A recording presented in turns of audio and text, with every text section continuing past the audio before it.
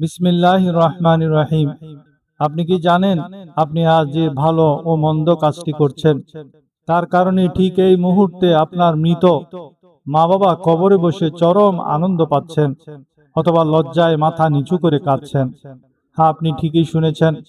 দুনিয়ার বুক থেকে বিদায় নিলেও আপনার প্রতিটি মুহূর্তের খবর আপনার মা বাবার কাছে প্রতি সপ্তাহে হুবহু পৌঁছে দেওয়া হচ্ছে।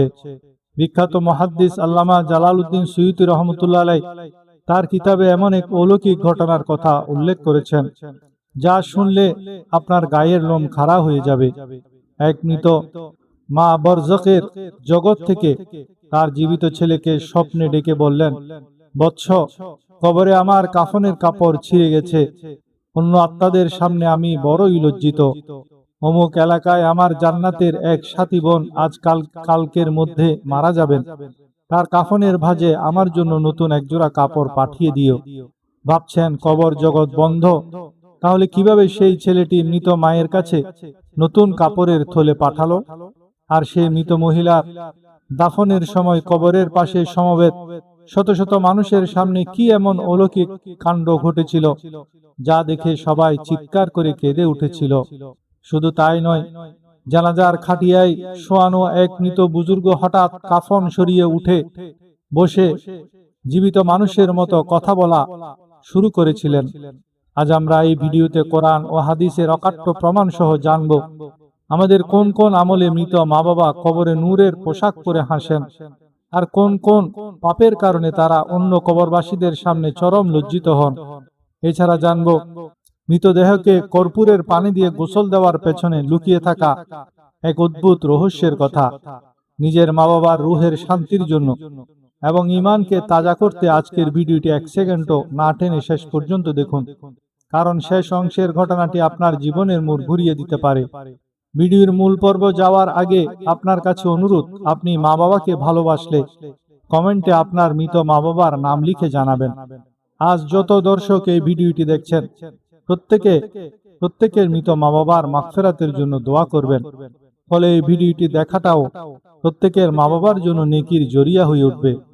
আল্লামা জালালউদ্দিন সুয়ুতী রহমতুল্লাহ আলাইহ, যিনি প্রায় 3 লক্ষ হাদিসের হাফেজ, যিনি সর্বজন গ্রহণযোগ্য তফসিরের কিতাব তফসিরে জালালাইন লিখেছেন, যিনি প্রায় 700-র মতো কিতাব রচনা করেছেন, তার রচিত কবর ও হাসরের জীবন ও ঘটনা নিয়ে রচিত শরহুস সুদূরে তিনি লিখেন, বাগদাদের এক বিখ্যাত নেককার যুবক ছিলেন।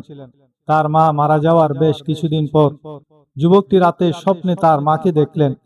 তিনি দেখলেন তার মায়ের কাফনের কাপড়টি মলিন, জীর্ণ এবং ছিঁড়ে গেছে। মা স্বপ্নে অত্যন্ত মলিন মুখে ছেলেকে বললেন, হে আমার বৎস, আমার কাফনের কাপড়টি নষ্ট হয়ে গেছে। দুনিয়াতে থাকতে আমার যে কাফন দেওয়া হয়েছিল তা আর পরার যোগ্য নেই। আমি বারজাখের অন্য আত্মাদের সামনে খুব লজ্জিত বোধ করছি। যুবকটি ব্যাকুল হয়ে জিজ্ঞেস করল, আম্মা, আমি কিভাবে আপনার কাছে নতুন কাপড় পাঠাবো? কবর জগৎ তো বন্ধ। তখন মা বললেন, শোনো, অমুক মহল্লায় অমুক গ্রামে একজন অত্যন্ত পরহেজগার এবং পুণ্যবতী নারী বাস করেন। তিনি দুনিয়াতে আমার দ্বীনী বোন ছিলেন এবং আল্লাহ তাআলা আমাকে বরজখে সুসংবাদ দিয়েছেন যে তিনি জান্নাতেও আমার সাথী হবেন। আগামী পরশুদিন তিনি ইন্তেকাল করবেন এবং আমাদের এই জগতে চলে আসবেন। তুমি এখনই একজোড়া সুন্দর নতুন কাপড় কিনে রেডি করো। তিনি মারা গেলে তার কাফনের কাপড়ের ভাঁজে আমার এই কাপড় দুটি দিয়ে দিও। তিনি আমানত হিসেবে তা আমার কাছে নিয়ে আসবেন। ঘুম থেকে উঠে যুবকটির অন্তর কেঁপে উঠল। সে বাজার থেকে অত্যন্ত চমৎকার ধবধবে সাদা এবং খাঁটি কাপড়ের একজোড়া বস্ত্র কিনল। তারপর সেটিকে একটি থলিতে ভরে মায়ের বলে দেওয়া সেই নির্দিষ্ট এলাকায় চলে গেল। সেখানে গিয়ে যুবকটি খোঁজ নিয়ে জানতে পারল আসলেও সেই পূর্ণবর্তী নারী তীব্র অসুস্থ এবং মৃত্যুশয্যায় শায়িত আছেন। ঠিক মায়ের বলে দেওয়া দিনটিতেই সেই নারী ইন্তেকাল করলেন। মহিলার বাড়ি জুড়ে তখন কান্নার রোল। পাড়া প্রতিবেশীরা এসে লাশ গোসল করালো, কাফন পরালো এবং জানাজার খাটিয়ায় করে লাশের খাটিয়া নিয়ে মাঠের দিকে রওনা হলো। যুবকটি কাপড়ের থলেটি হাতে নিয়ে লাশের পেছনে পেছনে হাঁটছিল, কিন্তু সে এক চরম লজ্জায় ও দ্বিধায় পড়ে গেল। আমি একজন অপরিচিত যুবক, এই শোকের মুহূর্তে মানুষের সামনে কিভাবে বলবো যে আমার মৃত মা স্বপ্নে এই মহিলার মাধ্যমে কাপড় পাঠাতে বলেছেন? মানুষ কি আমার কথা বিশ্বাস করবে নাকি আমাকে পাগল ভাববে? ভেবে সে সাহস পাচ্ছিল না।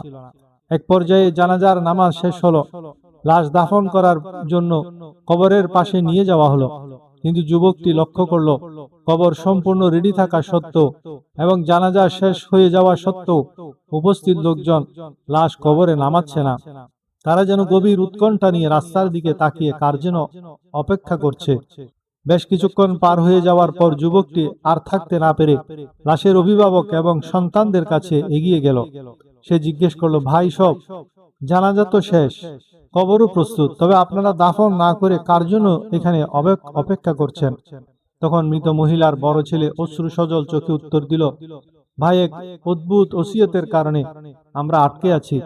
আমার মা ইন্তেকাল করার ঠিক আগ মুহূর্তে আমাদের হাত ধরে কসম দিয়ে ওসিয়ত করে গেছেন, বাবা, আমার জানাজা শেষ হলেও তোমরা আমাকে সাথে সাথে কবরে নামাবে না, একটু অপেক্ষা করবে।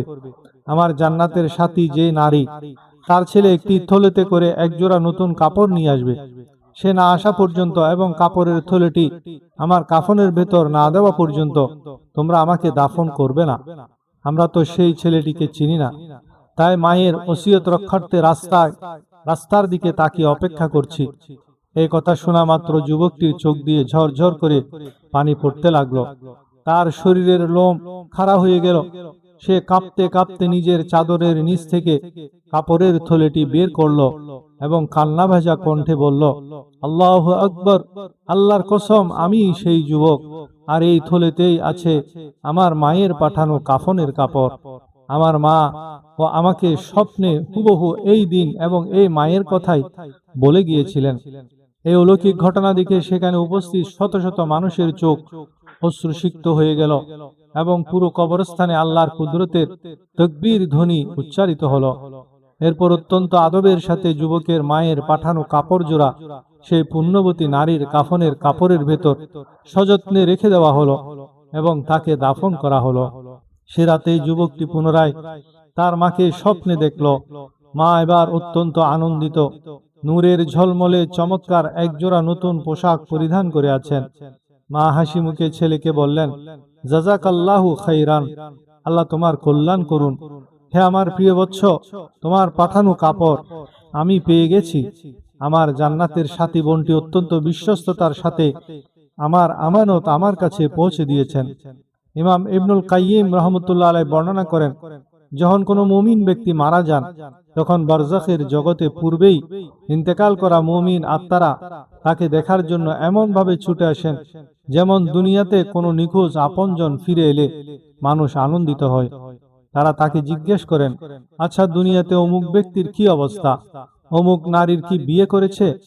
যখন তিনি বলেন, সে তো আমার আগেই মারা গেছে, তখন আত্মারা আফসোস করে বলেন, ইন্না লিল্লাহ, তাকে তাহলে তার আসল ঠিকানা হাবিয়া জাহান্নামে নিয়ে যাওয়া হয়েছে, আমাদের কাছে আনা হয়নি। তাবিয়ে সাদ ইবনে জুবাইর বর্ণনা করেন, তার পিতা মারা যাওয়ার পর তিনি তাকে স্বপ্নে দেখেন। পিতা অত্যন্ত আনন্দিত এবং চমৎকার পোশাকে ছিলেন। সাদ জিজ্ঞেস করলেন, আব্বা, আপনি ওখানে কেমন আছেন? পিতা উত্তর দিলেন, বৎস, বরজাখের জগৎ এক অদ্ভুত শান্তির জায়গা। এখানে আমরা সব মুমিনেরা একসাথে থাকি এবং একে অপরের সাথে দেখা করি। সাদ জিজ্ঞেস করলেন, আপনারা কি আমাদের কথা জানতে পারেন? পিতা বললেন, হ্যাঁ, দুনিয়া থেকে যখনই কোনো নতুন মানুষ মারা গিয়ে এখানে আসে আমরা সবাই চাদর গুটিয়ে তার চারপাশে বসে যাই। যেমনটা দুনিয়াতে কোনো কাফেলা আসলে মানুষ হুমড়ি খেয়ে পড়ে, আমরা তার কাছ থেকে আমাদের আত্মীয়দের খবর নিই। এমনকি কেউ যদি দুনিয়াতে ভালো কাজ করে আমরা খুশি হই, আর খারাপ কাজ করলে আল্লাহর কাছে তার জন্য মাফ চাই। রাসূলুল্লাহ সাল্লাল্লাহু আলাইহি ওয়াসাল্লামের হাদিস ও সাহাবীদের আসার থেকে বর্ণিত হয়েছে যে প্রতি জুমাবারে বা নির্দিষ্ট সময়ে জীবিত মানুষদের আমলগুলো তাদের মৃত আত্মীয় স্বজনদের সামনে পেশ করা হয়। তখন তারা দেখেন তাদের সন্তান বা ভাই দুনিয়াতে ভালো কাজ করছে, তারা অত্যন্ত আনন্দিত হন এবং আল্লাহর প্রশংসা করেন। আর যখন দেখেন তারা গুনাহের কাজে লিপ্ত, তখন মৃত আত্মারা আল্লাহর কাছে দোয়া করেন, হে আল্লাহ, আপনি যেমন আমাদের হেদায়েত দিয়েছিলেন তেমনি ওদেরকেও হেদায়েত না দিয়ে মৃত্যু দেবেন না। ইমাম সুয়ুতি রহমতুল্লাহ আলাইহি শরহুস সুদুর কিতাবে প্রখ্যাত তাবি হযরত ওসমান ইবনে আফফান রাদিয়াল্লাহু তাআলা আনহু উনার আমলের এক বুজুর্গের ঘটনা উল্লেখ করেছেন। বছরার এক ব্যক্তির এক বখাটে ও গুনাহগার ছেলে ছিল। বাবার মৃত্যুর পরও ছেলেটি পাপ কাজ ছাড়েনি। একদিন রাতে ছেলেটি তার মৃত বাবাকে স্বপ্নে দেখল। বাবা অত্যন্ত মলিন এবং দুঃখিত চেহারায় ছেলেকে বললেন, বৎস, দুনিয়াতে তোমার করা পাপ কাজের কারণে আমাদের কবরবাসীদের মহল্লায় আমাকে প্রতি জুমাবারে অত্যন্ত লজ্জিত হতে হয়। যখন অন্য মৃতদের সামনে তাদের সন্তানদের নেকামল পেশ করা হয়, তারা আনন্দিত হয়, আর যখন আমার সামনে তোমার গুনাহের খাতা খোলা হয়, আমি মাথা নিচু করে ফেলি। তুমি আল্লাহর ভয় করো, আমাকে আর লজ্জিত করিও না। এই স্বপ্ন দেখার পর ছেলেটি এত ভয় পেয়ে গেল এবং তার ভেতরে এমন অনুশোচনা আসলো যে সে সাথে সাথে খাঁটি তওবা করলো। সে কাপড়ের ব্যবসা শুরু করলো এবং আয়ের একটা বড় অংশ এতিম মিসকিনদেরকে দান করতে লাগলো। কিছুদিন পর তার বাবাকে আবার স্বপ্নে দেখলো। এবার বাবা চমৎকার সাদা পোশাক পরে হাসি মুখে এসে বললেন, হে আমার প্রিয় সন্তান, তুমি আমার মুখ উজ্জ্বল করেছ। এখন প্রতি জুমাবারে আমি অন্যান্য আত্মাদের সামনে গর্ব করে বলি, দেখো, এটি আমার সন্তানের পাঠানো উপহার। মৃতদের কাফনে কি রকম আতর লাগাবেন? জীবিত থাকাকালীন যেমন আপনি সাদা জামাতে এমন আতর লাগানো পছন্দ করেন না যে আতরের দাগ হলুদ দাগ লাগে, হলুদ দাগ লেগে থাকে, তেমনি মৃতের কাফনের কাপড়েও এমন আতর লাগাবেন না যার দাগ স্পষ্ট দেখা যায়। কারণ মৃত ব্যক্তি মূলত বন্ধুর সাথে মিলিত হতে যাচ্ছে। মৃতকে গোসল দেওয়ার সময় কর্পূরের পানির রহস্য কি? বুখারী শরীফের 1253 নং হাদিসের বর্ণনা হযরত উম্মু আতিয়া আনসারী রাদিয়াল্লাহু তাআলা আনহা হতে বর্ণিত। আল্লাহ রাসূল সাল্লাল্লাহু আলাইহি ওয়াসাল্লামের কন্যা জাইনাব রাদিয়াল্লাহু তাআলা আনহা ইন্তেকাল করলে নবী করিম সাল্লাল্লাহু আলাইহি ওয়াসাল্লাম আমাদের নিকট এসে বললেন, তোমরা তাকে 3 বার বা 5 বার বা প্রয়োজন মনে করলে তার চেয়ে অধিকবার বরই পাতা সহ পানি দিয়ে গোসল দাও। ওয়াজআলনা ফিল আখিরাতি কাফুরান আও শাইয়াম মিন কাফুরিন, এবং শেষবারে কর্পূর বা তিনি বলেছেন কিছু কর্পূর ব্যবহার করবে। তোমরা শেষ করে আমাকে খবর দাও। আমরা শেষ করার পর তাকে জানালাম। তখন তিনি তার চাদরখানি আমাদেরকে দিয়ে বললেন, এটি তার শরীরের সঙ্গে জড়িয়ে দাও। কর্পূর দিয়ে শেষ পানি দেওয়ার রহস্য কি? কর্পূরের পানির ফলে শরীরে সুগন্ধ হয়, কবরের পোকামাকড় পিঁপড়া দূরে থাকবে, শরীর বেশি সময় সতেজ থাকবে, দ্রুত বিকৃত হবে না। তাছাড়া মৃত্যুর মাধ্যমে মৃত বন্ধুর সাথে মিলিত হতে যাচ্ছে। সেজন্য আল্লামা রুমি বলেন, আল মৌতু জিসরুন ইউসিলুল হাবিবা ইলাল হাবিব, আল মৌতু জিসরুন ইউসিলুল হাবিবা ইলাল হাবিব। এর অর্থ হলো, মৃত্যু হলো একটি সেতু যা এক বন্ধুকে অপর বন্ধুর সাথে মিলিয়ে দেয়। একজন প্রকৃত মুমিনের কাছে দুনিয়া হলো একটা বন্দিশালা এবং পরীক্ষার হল, আর তার আসল পরম বন্ধু এবং ভালোবাসার সত্তা হলেন স্বয়ং আল্লাহ তাআলা এবং রাসূল সাল্লাল্লাহু আলাইহি ওয়াসাল্লাম। আল্লামা জালালউদ্দিন সুয়ুতি তার কিতাব শরহুস সুদুরে লিখেন, বিখ্যাত তাবি হযরত রবি ইবনে খুসাইম রাহমাতুল্লাহ আলাইহি ইসলামের প্রথম যুগের এক বিখ্যাত আল্লাহর ওলি এবং বুজুর্গ ইন্তেকাল করলেন। তিনি জীবদ্দশায় রাসূলুল্লাহ সাল্লাল্লাহু আলাইহি ওয়াসাল্লামের উপর প্রচুর দরুদ পাঠ করতেন এবং সুন্নাহর একনিষ্ঠ অনুসারী ছিলেন। তার ইন্তেকালের খবর ছড়িয়ে পড়লে চারপাশ থেকে হাজার হাজার মানুষ, ওলামায়ে কেরাম, দূর দূরান্তের শুভাকাঙ্ক্ষীরা তার জানাজায় শরীক হওয়ার জন্য আসতে লাগলেন। লাশের খাটিয়া দাফনের উদ্দেশ্যে বা জানাজার মাঠে প্রস্তুত করে রাখা হলো, কিন্তু দূর থেকে আসা মেহমান এবং বড় বড় আলেমদের পৌঁছাতে কিছুটা বিলম্ব হচ্ছিল বিদায় অভিভাবকরা জানাজা পড়াতে একটু দেরি করছিলেন। এভাবে বেশ কিছু সময় পার হয়ে গেল। হঠাৎ করে উপস্থিত সমবেত হাজারো মানুষকে স্তম্ভিত করে দিয়ে এক অলৌকিক কাণ্ড ঘটল।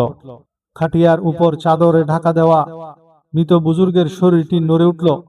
এরপর তিনি চাদর সরিয়ে একদম জীবিত মানুষের মতো সোজা হয়ে বসে গেলেন। সেখানে উপস্থিতরা মানুষরা ভয়ে বিস্ময়ে আতঙ্কে পেছনে হটে গেল। পুরো মাঠে এক পিন পতন নীরবতা নেমে এলো। তখন সেই মৃত বুজুর্গ অত্যন্ত গম্ভীর অথচ আকুল কণ্ঠে উপস্থিত সবাইকে লক্ষ্য করে বলতে লাগলেন, তোমরা কেন আমার জানাজা দিতে এত দেরি করছো? আল্লাহর ওয়াস্তে তোমরা আর বিলম্ব করিও না।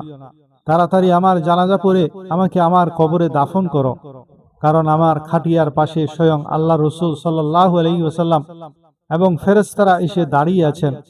তারা আমার জন্য দোয়া করছেন।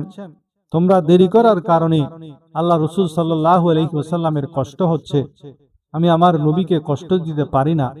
এই কথাটি বলার পরপরই তিনি পুনরায় খাটিয়ায় শুয়ে পড়লেন এবং সাথে সাথে তার আত্মা আবার বরজখের জগতে বিলীন হয়ে গেল। অর্থাৎ তিনি যেভাবে অলৌকিকভাবে বসেছিলেন ঠিক সেভাবে আবার শান্ত হয়ে গেলেন। এই চাক্ষুষ অলৌকিক ঘটনা দেখে জানাজার মাঠে উপস্থিত শত শত মানুষের চোখ দিয়ে অশ্রু ঝরতে লাগলো। মানুষের মাঝে এক অভূতপূর্ব ইমানি পরিবেশ তৈরি হলো। রাসূলুল্লাহ সাল্লাল্লাহু আলাইহি ওয়াসাল্লামের প্রতি সেই বুজুর্গের ভালোবাসা এবং বারজাখে তার যে উঁচু মাকাম তা মানুষ নিজের চোখে অবলোকন করলো। এরপর আর এক মুহূর্ত দেরি না করে অত্যন্ত দ্রুততার সাথে তার জানাজার নামাজ সম্পন্ন করা হলো এবং তাকে দাফন করা হলো। ইমাম সুয়ুতী রাহমাতুল্লাহ আলাইহি শরহু সুদূর কিতাবে এই ঘটনাগুলো উল্লেখ করে বলেন, আল্লাহ তাআলা মাঝে মধ্যে তার বিশেষ ওলিদের দুনিয়ার মানুষের ঈমান তাজা করার জন্য এবং বরজাকের জীবনের সত্যতা দেখানোর জন্য মৃত্যুর পরও সাময়িকভাবে কথা বলার বা নড়াচড়া করার ক্ষমতা দান করেন। সুবহানাল্লাহ। আল্লামা রুমি রহমতুল্লাহ আলাইহি কত চমৎকার করেই না বলেছেন, আল মউতু জিসরুন ইউসিলুল হাবিবা ইলাল হাবিব, অর্থাৎ মৃত্যু হলো একটি সেতু যা এক বন্ধুকে অপর পরম বন্ধু আল্লাহ এবং তার রসুলের সাথে মিলিয়ে দেয়। একজন মুমিনের জন্য দুনিয়াটা একটা পরীক্ষাগার মাত্র, আর আসল শান্তি তো বরজখ বা আখেরাতে। প্রিয় দর্শক, বসরার সেই বখাটে যুবকের কথা মনে আছে তো, যার পাপের কারণে তার মৃত বাবাকে প্রতি জুমাবারে অন্য আত্মাদের সামনে লজ্জায় মাথা নিচু করতে হতো, কিন্তু ছেলের একটি মাত্র খাঁটি তওবা এবং নেক আমল সে বাবার মুখ কবরে উজ্জ্বল করে দিয়েছিল। বাবা তখন গর্ব করে বলতেন, দেখো, এটি আমার সন্তানের পাঠানো উপহার। আজ আমাদের মা বাবা যাদের কবরে চলে গেছেন, একটু বুকে হাত দিয়ে ভাবুন তো, আমাদের প্রতিদিনের গুনাহের কারণে তারা আজ কবরে লজ্জিত হচ্ছেন না তো? আমরা কি পারছি তাদের মুখ উজ্জ্বল করতে? সময় এখনো শেষ হয়ে যায়নি। আজই খাঁটি তওবা করুন, গুনাহের পথ ছাড়ুন এবং মা বাবার জন্য বেশি বেশি ইস্তেগফার দান সদকা করুন। আমাদের সামান্য একটি নেক আমল খবর জগতে তাদের নূরের পোশাকে সাজিয়ে দিতে পারে। আল্লাহ তাআলা আমাদের এই নেক কথাগুলো বুঝার এবং আমাদের মৃত মা বাবাকে কবরে শান্তিতে রাখার তৌফিক দান করুন, আমিন। আজকের এই ঈমান জাগানিয়া ভিডিওটি আপনার কেমন লেগেছে তা অবশ্যই কমেন্ট করে জানাবেন। আর বরকত হিসেবে কমেন্ট সেকশনে আল্লাহ তাআলার পবিত্র ৯৯টি নামের মধ্য থেকে যে কোনো একটি নাম লিখতে ভুলবেন না। ভিডিওটি ভালো লাগলে একটি লাইক দিন এবং আপনার আপনজনদের সাথে শেয়ার করে এই দাওয়াতি কাজে শরীক হন। দেখা হবে পরবর্তী কোনো গুরুত্বপূর্ণ ভিডিওতে। আল্লাহ আমাদের সকলের হামি ও নাসির হন। জাযাকাল্লাহু খাইরান।